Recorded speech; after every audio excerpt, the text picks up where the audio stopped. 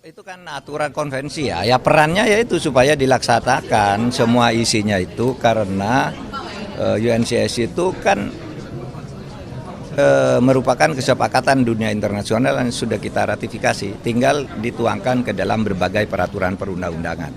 Antara lain yang masih mengganjal tadi kan ada 4 hal saya sebutkan ya, ada RUU perampasan aset, tetapi RUU perampasan aset sudah masuk ke DPR, terserah DPR saja, dan di sana nampaknya perkembangan politik belum bisa mengajak mereka konsentrasi menyelesaikan RUU perampasan aset itu. Kita tidak apa-apa juga, itu wewenang DPR, silakanlah kapan, yang penting pemerintah sudah menunjukkan itikat baik melakukan itu.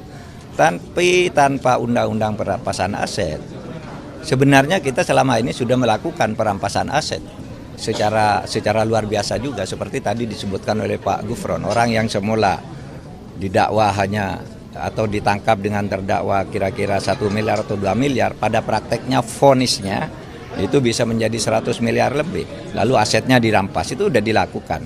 Kami dalam kasus BLBI, Satgas BLBI misalnya, meskipun itu perdata, kami rampas asetnya. Sekarang kami sudah dapat 34 triliun lebih dalam waktu 1,5 tahun. Itu sudah perampasan aset juga. Nah, kalau undang-undang di DPR agak lambat, ya biarkan saja DPR itu mengolah sendiri berdasar prioritas kebutuhannya. Kita akan tetap semakin galak untuk perampasan aset para koruptor ini. Kalau perlu nanti pada saatnya kita buat undang-undang pembuktian terbalik. Meskipun untuk sebagian undang-undang pembuktian terbalik itu sudah dilakukan ya. Artinya apa?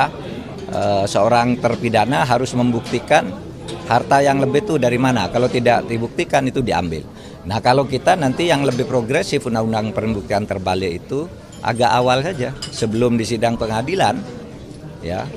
Ketika orang kekayaannya melebihi profilnya, kalau seharusnya gajinya 5 tahun itu misalnya 6 miliar atau 7 miliar, kok sesudah 5 tahun akumulasi hartanya pertambahannya lebih dari 10 miliar, nah itu tetapkan aja, Anda buktikan dong kelebihannya ini.